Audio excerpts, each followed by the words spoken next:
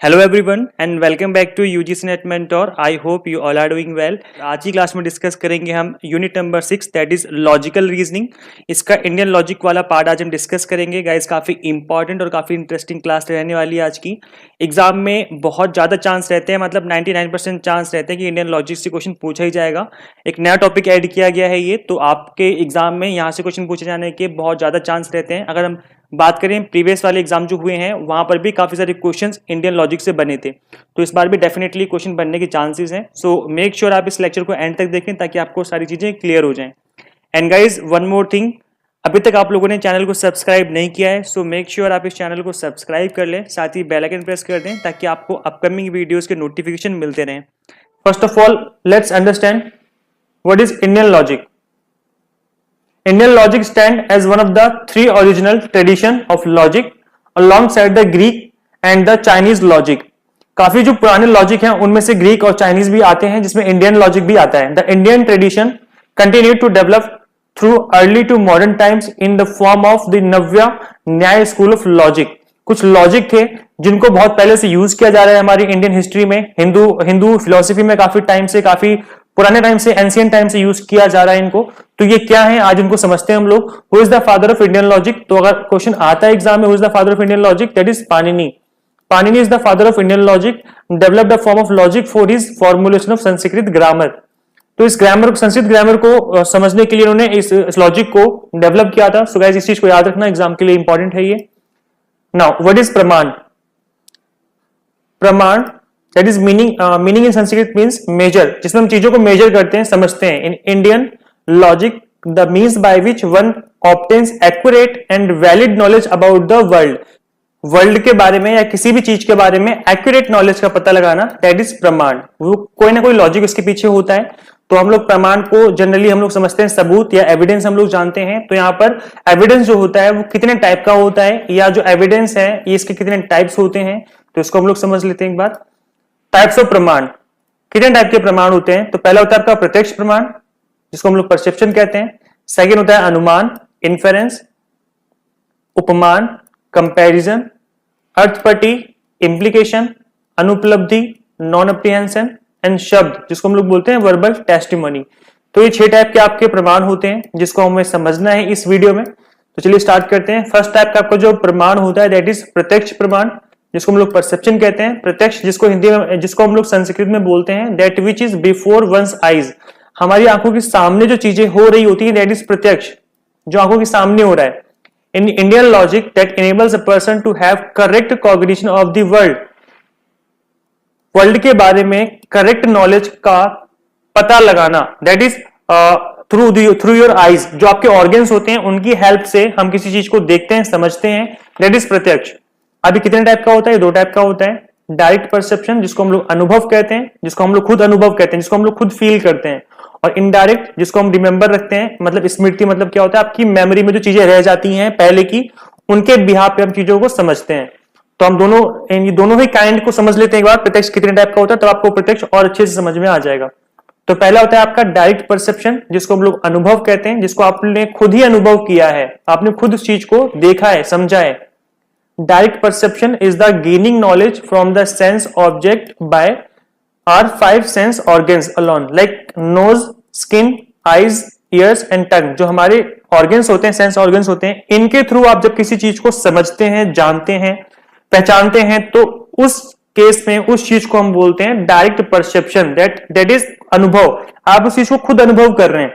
So guys अगर इसका एक एग्जांपल लें हम यहाँ पर, जैसे एक शेर पानी पी रहा है, तो जो शेर है वो अपनी टंग से पानी पीता है, अपनी जीभ से पानी पीता है। तो आपने अपनी आंखों से देख लिया कि जो शेर है वो कैसे पानी पीता है, तो जो शेर है वो अपनी टंग से पानी पी रहा है। इसका मतलब ये हुआ कि अब आपसे कोई बोलेगा कि शेर कैसे पानी पीता है, तो शेर, आप क्या बताओगे? जो शेर है वो अपनी टंग से पानी पीता है। तो आपने वहां से एक नॉलेज गेन करी है, क्योंकि आपने उस चीज को खुद अपनी आंखों से देखा है होते हुए। तो इट मीन्स देयर इज प्रत्यक्ष, दैट इज प्रत्यक्ष प्रमाण, जो कि आपने अपनी आंखों से देखा है, अपने खुद से आपने उस चीज को फील किया है, अनुभव किया है। सो दैट इज प्रत्यक्ष।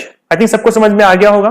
जो आपके सेंस ऑर्गन्स होते हैं, आप इनसे जब किसी चीज को फील करते हैं, देखते हैं, समझते हैं, दैट इज डायरेक्ट परसेप्शन। और इनडायरेक्ट परसेप्शन क्या होता है? Creates knowledge based on memory.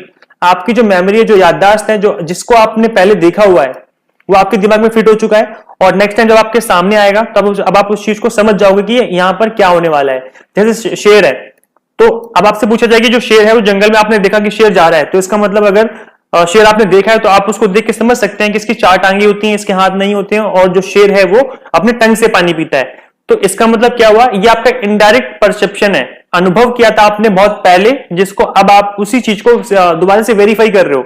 मतलब अपनी पुरानी स्मृति से, अपनी पुरानी याददाश्त से जो कि आपने पहले से देखी हुई है, समझी हुई चीजों को, उन्हीं के बिहाफ पे आप इस चीज को समझ रहे हो।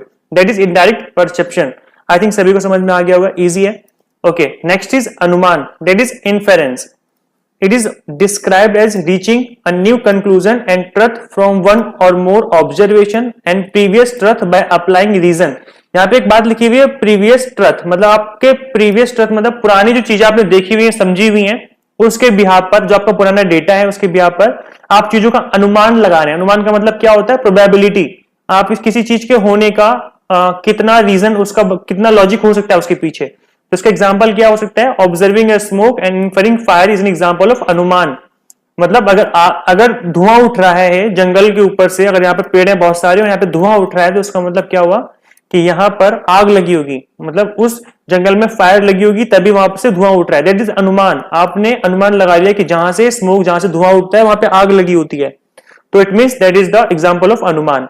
आई थिंक सभी को समझ में आ गया होगा। सपोज करो आपके फ्रेंड के पास से बहुत अच्छी सी खुशबू आ रही है, तो या तो उसने इत्र लगाया होगा या फिर उसने परफ्यूम लगाया होगा। सो दैट इज अनुमान, क्योंकि आपने उस चीज को पहले भी फील किया हुआ है। तो जहां से भी खुशबू आती है, इसका मतलब वहां पर परफ्यूम या इत्र वाली जो चीज है वो यूज की गई है। नाउ नेक्स्ट वन इज उपमान, दैट इज कंपैरिजन। आप चीजों को कंपेयर करके समझते हो कि चीजें कैसे हैं। लाइक उपमान meaning in Sanskrit is comparison, जिसको आप कंपेयर करते हो।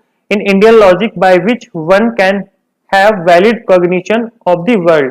उपमान describes knowledge imparted by means of analogy, that is similarity। चीजें जो सिमिलैरिटी शो करती हैं, जिस जहां पर आप कंपेयर कर सकते हो चीजों को, वहां से जो आप कोई रिजल्ट निकालते हो, दैट इज उपमान। It is based on comparison. आप चीजों को कंपेयर करके रिजल्ट निकाल रहे हो।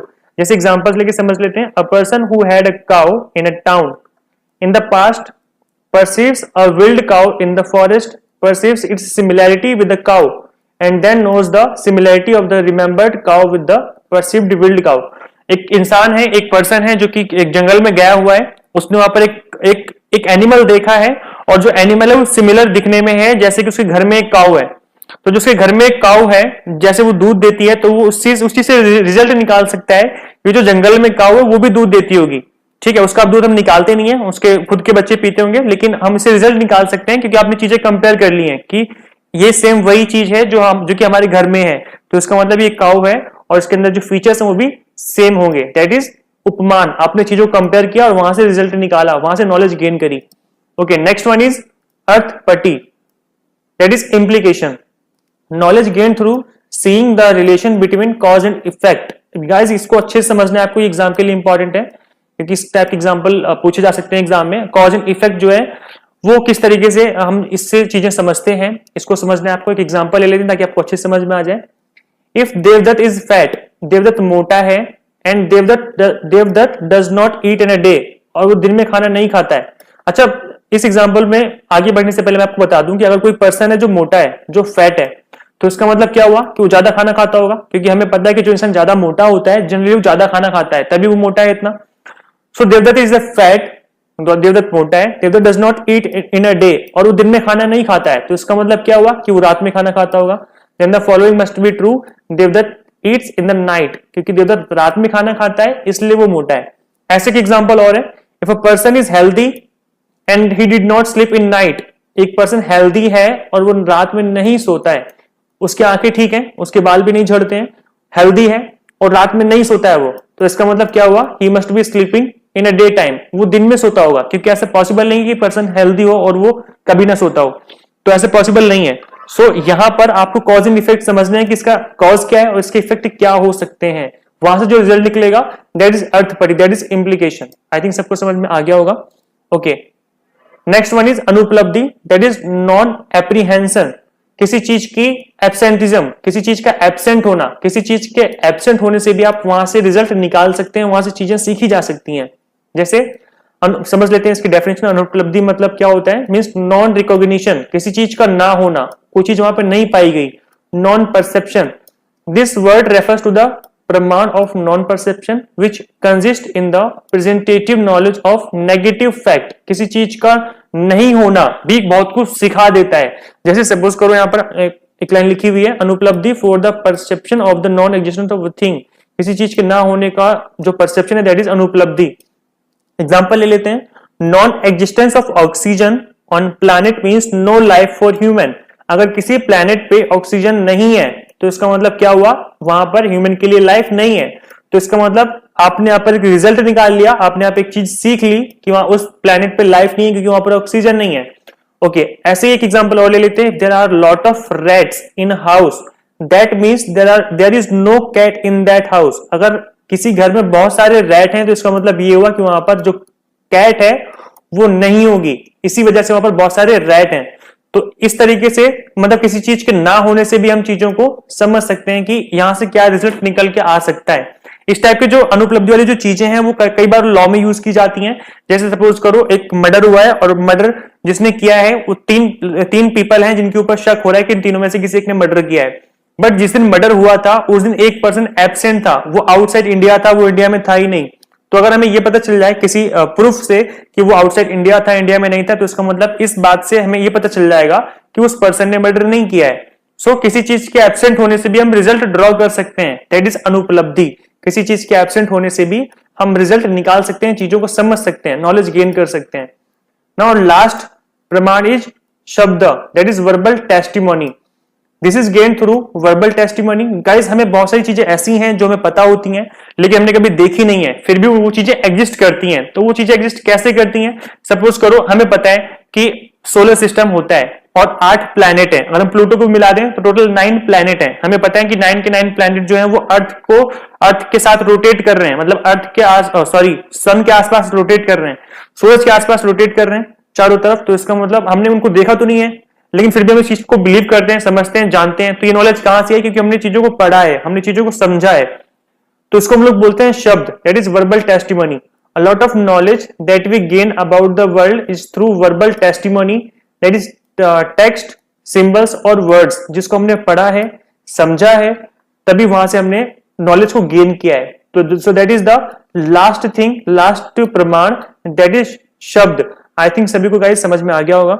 So guys, how to qualify UGC NET in first attempt? In order to score good marks, you need to do target based study. अब guys, target based study से क्या मतलब है हमारा, जो भी आपके टॉपिक मेंशन है आपके ऑफिशियल सिलेबस में, उन हर एक टॉपिक को हमें बहुत अच्छे से कवर करना है, डिटेल में कवर करना है, और उन सभी टॉपिक्स पे हमें एमसीक्यूज की प्रैक्टिस करनी है और साथ ही प्रीवियस ईयर के पेपर्स भी हमें सॉल्व करने हैं उन सभी टॉपिक्स के ऊपर। तो मैंने आप लोगों के लिए यहाँ पर कंप्लीट बंडल बनाया है जिसमें हमने यूनिट वाइज हर एक टॉपिक को कवर किया है, हमने हर एक टॉपिक का एक्सप्लेनेशन गिवन है इसमें, plus unit wise important MCQs हैं प्रैक्टिस के लिए, प्लस प्रीवियस ईयर के पेपर्स हैं with solution. So this is complete bundle for paper 1। अगर आप पेपर 1 के नोट्स को कवर करेंगे प्लस वीडियो लेक्चर्स को फॉलो करेंगे तो डेफिनेटली आप पेपर 1 में बहुत अच्छा स्कोर कर सकते हैं। एंड गाइज, इन पेपर 1 के अलावा मेरे पास कॉमर्स के नोट्स अवेलेबल है फॉर पेपर 2। आप कॉमर्स के नोट्स भी अवेल कर सकते हैं मुझसे। तो अभी फिलहाल के लिए पेपर 1 इन कॉमर्स अवेलेबल है। गाइज, इन नोट्स के रिगार्डिंग आप मुझे इस गिवन नंबर पे व्हाट्सएप करेंगे तो मैं आपको कंप्लीट डिटेल्स और साथ ही डेमो नोट्स जो हैं वो शेयर कर दूंगा। कॉल प्रेफरेबल नहीं है बिकॉज मुझे कॉलेज में भी लेक्चर लेने होते हैं तो कई बार मुझे टाइम नहीं मिल पाता है कॉल पिक करने का। अगर आप मुझे व्हाट्सएप करेंगे तो डेफिनेटली मैं आपको यहाँ पर रिप्लाई करके आपको कंप्लीट डिटेल्स और साथ ही डेमो नोट्स भी शेयर कर दूंगा। सो गाइज, इन नोट्स को बनाने में काफ़ी मेहनत लगी है, काफ़ी टाइम लगा है, इनको काफ़ी डिटेल में काफ़ी रिसर्च करके बनाया गया है। सो इन नोट्स के कुछ चार्जेस हैं, इन नोट्स को अगर आप लेना चाहते हैं तो इस चार्जेस पे करके आप इन नोट्स को ले सकते हैं guys. And notes are available in hard copy format. And guys, ये जो नोट्स हैं वो बुक्स के जैसे नहीं है, जैसे बुक्स होती हैं बहुत ज़्यादा कॉम्प्रिहेंसिव होती हैं। कई बार क्या होता है कि वो टॉपिक भी गिवन होती हैं बुक्स में जो कभी नहीं पूछे जाते हैं और वो टॉपिक जो इंपॉर्टेंट है वो उस तरीके से गिवन नहीं होते हैं। तो इस तरीके से जो बुक्स होती हैं उस तरीके के नोट्स नहीं है, कंप्लीटली एग्जाम ओरिएंटेड नोट्स हैं, highly exam target based notes हैं। तो इन नोट्स के रिगार्डिंग आप मुझसे इस गिवन नंबर पर क्वेरी कर सकते हैं, मैं यहाँ पे आपको बता के आपकी हेल्प कर दूंगा। And guys, thank you for watching this video. Share this video with all UGC NET aspirants and subscribe for UGC updates and assistant professor job updates. Guys, कोई डाउट रहता है, कोई कमेंट होता है, कोई डाउट है, कोई क्वेरी है, तो आप इसी वीडियो के कमेंट सेक्शन में आप कमेंट करेंगे तो मैं वहाँ पे आपको रिप्लाई करके आपकी हेल्प कर दूंगा. एंड गाइस, ज़्यादा से ज़्यादा इस वीडियो को शेयर कर देना अपने सभी फ्रेंड्स के साथ जो भी UGC NET या सेट की प्रिपरेशन कर रहे हैं. ज़्यादा से ज़्यादा रिकमेंड करो इस चैनल को ताकि हमारी ग्रोथ हो और हमें मोटिवेशन मिले आप लोगों के लिए वीडियो लेक्चर्स कंटेंट क्रिएट करने में. सो गाइस, इस वीडियो में इतना ही. मिलते हैं नेक्स्ट वीडियो में. Till then keep watching UGC NET Mentor. Thank you so much.